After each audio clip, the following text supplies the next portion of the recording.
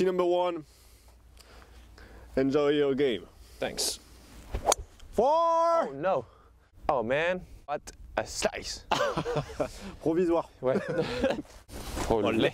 Salut golfeurs, bienvenue au Golf de Margaux. Aujourd'hui je suis avec Christophe Lajoie au practice et nous allons parler d'un problème récurrent chez bon nombre de golfeurs. Je vais bien entendu parler du slice. Oui. Donc Christophe, comme nous l'avons compris, nous allons aujourd'hui parler du slice. Le slice, c'est quoi? Quelle trajectoire c'est? Alors, on va en voir plusieurs levels de slice. Il y a le premier, on va dire le plus basique.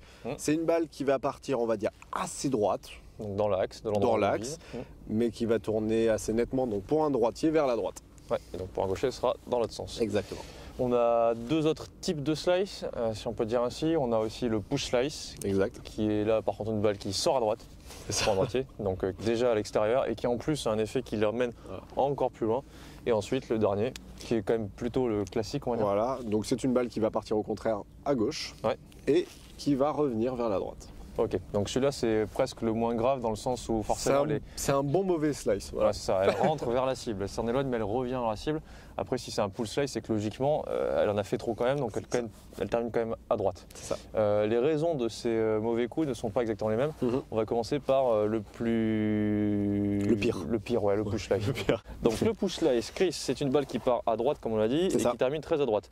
Qu'est-ce qui s'est passé au niveau de l'impact pour que ma balle sorte à droite et termine encore plus à droite? Bah déjà, il faut savoir une chose, c'est que la face va déterminer l'endroit où part la balle. Donc on peut déjà en déduire que la face de club était orientée à droite. D'accord. Donc c'est-à-dire que si je vise le 100 mètres, à l'impact, oui, du moins, ma balle était par exemple vers le 150. C'est ça. Donc la face était effectivement déjà là-bas. Donc ça part déjà de ce truc-là. Et forcément, elle s'est retrouvée donc coupée pour tourner. Donc pour couper une balle, c'est pas très compliqué. Vous prenez une map monde et vous imaginez donc faire rouler la sphère. Donc vers la droite. Donc auquel cas, on sait que le club est venu avec une face dans ce sens-là et qui s'est retrouvé forcément avec un chemin plus à gauche que la face ne l'est. C'est-à-dire que pour faire un slice, si on prend les deux baguettes, je me permets, partons du principe que celle-ci, c'est l'orientation de la face de club. Donc celle-ci, on a dit, elle était à droite. C'est ça. Voilà. Le chemin, pour que la balle puisse faire un effet vers la droite en plus, ça veut dire qu'elle était forcément orientée plus à gauche. Donc ça peut être à la fois vers le 100 mètres, donc finalement dans l'axe. Donc c'est-à-dire qu'un push slice, on peut avoir un bon chemin, mais la face par contre restera à droite. Et alors là, par contre, si j'augmente encore, c'est-à-dire que non seulement j'ai un chemin qui est vers la gauche et une face à droite, honnêtement là, je ne sais même pas si on peut vraiment la toucher. Et puis si on la touche, c'est vraiment très mauvais. Voilà. Et là, pour réussir à retrouver la balle, bon courage. C'est ça. Ce qui est sûr, c'est que du coup, il va falloir orienter la face de club mieux, quoi qu'il arrive. Le chemin, pour l'instant, on n'en parle pas vraiment. Pour réussir à faire en sorte que la face de club puisse se refermer en zone d'impact et ne pas être orientée à droite, qu'est-ce qu'on va pouvoir modifier, qu'est-ce qu'on va pouvoir faire dans notre swing? Premier point, on va checker le grip. Je te laisse faire. Donc checker le grip, pourquoi? Parce qu'en fait, c'est la seule chose qui nous relie au club et c'est surtout que ça a une incidence directe sur l'orientation de la face. Ok, c'est-à-dire qu'un joueur qui a une face orientée à droite, logiquement, son grip va être comment?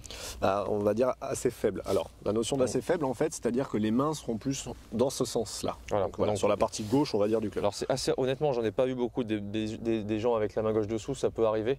Ce qui est sûr, par contre, des mains droites par-dessus, j'en ai vu beaucoup. Généralement, des joueurs qui, justement, avaient des tendances à ne pas assez recouvrir, ils se disent, pour recouvrir la balle, je vais encore plus me mettre comme ça, ma main comme ça je vais plus facilement recouvrir. Non. C'est l'inverse.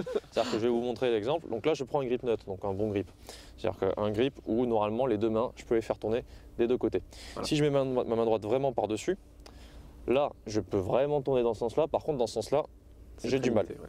Donc on a compris que la face de club était ouverte si on faisait un push slice. Donc si vous mettez votre main droite par-dessus, vous allez vraiment avoir du mal à la refermer. Tout à fait. Moi j'ai rajouté un petit quelque chose, la face de club qui se referme, ça se vient aussi avec un certain relâchement. À partir du moment où on a un grip neutre, le release, ce qu'on appelle le release, permet normalement à la face de club de se refermer naturellement, il est fait pour ça. C'est exact. Donc généralement ceux qui font des push-slice, c'est aussi des gens qui tirent un peu avec le côté gauche, qui sont pas trop relâchés, qui arrivent là. Voilà, et qui ont un petit peu de mal à fouetter. Ok. Donc le push-slice, on l'a compris, il faut essayer de refermer la face de club avec le grip et avec le release.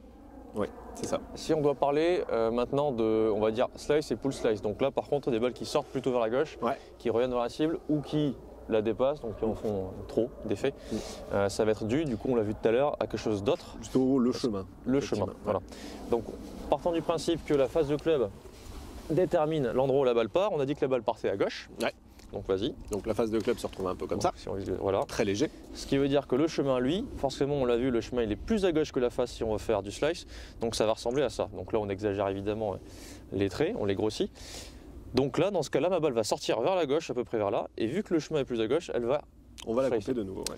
Donc là, qu'est-ce qu'il va y avoir comme priorité? On va essayer de corriger dans un premier temps le slice. Donc le chemin. Voilà, via le chemin. Si la face est à gauche, c'est pas que on a fermé la main ou quoi, c'est que naturellement, il y a aussi une incidence avec l'orientation de la face par rapport au chemin. Si on a un chemin qui est vers là, naturellement, la face va aussi être à gauche. C'est ça. Donc la plupart des slicers, c'est qu'ils coupent du jambon. Ils arrivent vraiment trop par là. C'est ça, les bûcherons. Alors il y a pas mal d'origines au slice, on les verra dans plein de vidéos, il y a plein de manières de les régler. Et nous déjà on va en parler de une toute simple, ça va être essayer de faire un petit exercice visuel pour commencer. C'est où est la cible. Voilà. Parce que le slice ça peut être dû à un désarmement, ça peut être dû à un problème d'alignement, ça peut être dû à plein de choses. Donc tiens. Alors, tu veux le faire?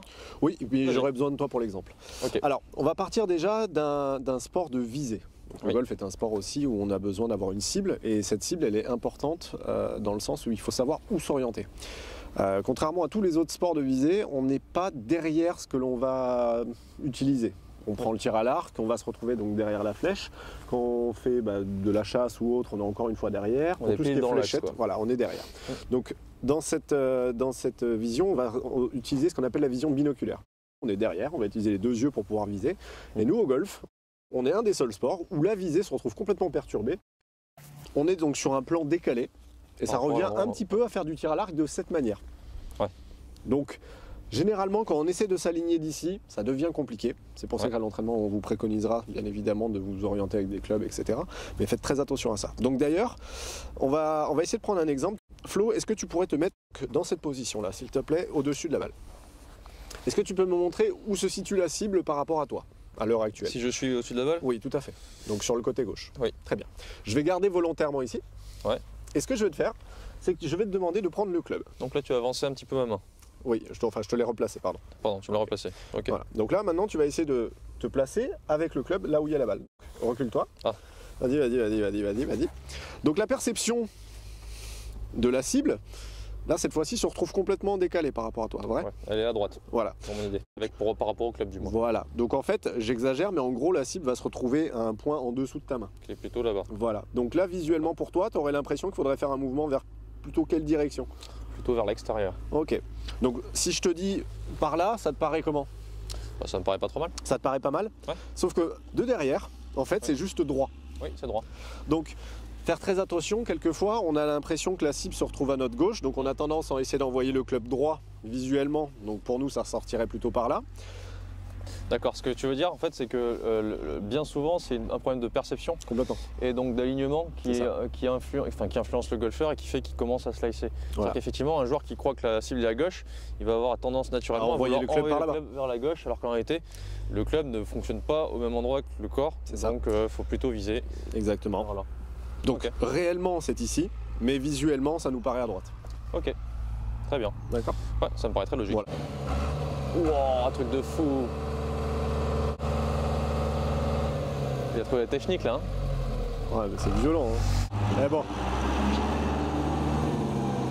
Après ce petit intermède du tracteur, nous reprenons nos affaires. Donc on parlait du slice qui venait souvent d'un chemin.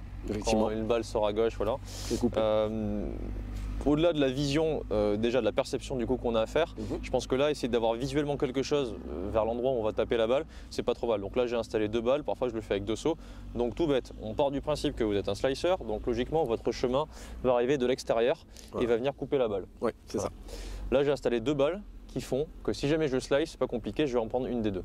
Je vais essayer de taper celle du milieu, tout simplement, et je pense à rien, je vous explique rien. C'est-à-dire que je vous dis pas qu'il faut vous mettre dans un setup différent de ce que vous faites, mais visuellement, déjà, pour commencer, d'essayer de taper la balle du milieu avec ces 2 balles qui sont placées. Donc en fait, visuellement, là, le couloir pour toi que tu dessines, ça ressemble à une sorte de petit couloir un peu dans cet axe-là, du coup. Dans l'idée, oui, par rapport à mon emplacement, moi, je vais essayer de la prendre plutôt vers la porte. Et la porte, effectivement, elle va dans ce sens-là. Parce que si tu essaies d'aller droit, du coup, ta porte se retrouve très très fin.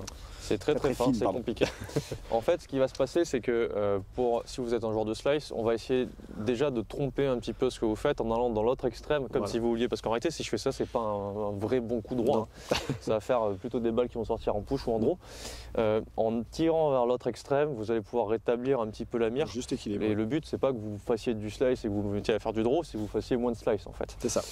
Si vous y arrivez très bien, cela dit, je vais le faire. On va voir. Donc là. Magnifique. Ça devrait faire un petit draw. C'était le cas. Si jamais vous vous mettez à jouer comme ça, forcément, quand vous étiez un joueur de slice, vous étiez habitué à tenir un petit peu les mains pour pas terminer très à gauche. Donc là, ce que vous risquez de faire, c'est quoi comme trajectoire? Pour moi, il peut y en avoir déjà deux. Il y en a une, c'est la petite gratte qui va bien. Ouais. Puisque d'habitude, le club se présente d'assez haut finalement et va plutôt vers le sol. Ouais. Là, on arrive derrière, donc forcément. Un club qui est très bas et qui risque de remonter. Donc vous risquez de toper un petit peu vos balles au début. Donc travailler au départ peut-être sur tee, ça peut être intéressant. Ouais. Et le deuxième, effectivement, c'est de faire en sorte, comme on l'a dit tout à l'heure Flo, c'est que vu qu'il y a une tendance qui est créée à l'opposé, on va se retrouver avec la face qui va aller dans le sens du chemin. Et auquel cas, on risque d'aller tout droit à droite. Ouais, de faire des pushes. Donc si vous faites des pushes, donc des balles qui partent à droite direct, vous êtes quand même sur le bon chemin. Et c'est le cas de le dire. Vous avez réussi à régler votre chemin et ensuite il vous manquera plus que le release du coup. C'est ça. Voilà, donc ça c'est pour revenir au début de la vidéo. C'est ça. Donc comme vous l'aurez compris, le slice c'est quelque chose de relativement complexe à régler, mais avec des petits exercices simples comme ça peut le faire. Si ce n'est pas le cas, de toute manière, on en fera différentes vidéos avec différentes petites astuces pour essayer de le régler parce qu'il y en a énormément. Il y a plein de causes. Bon, si vous n'êtes pas un joueur de slice, mais que vous êtes un joueur de hook. Merci Christian, c'était bien rattrapé. Merci. Un joueur de hook. On a aussi préparé une petite vidéo pour vous et on vous invite à la regarder. A tout de suite. À plus.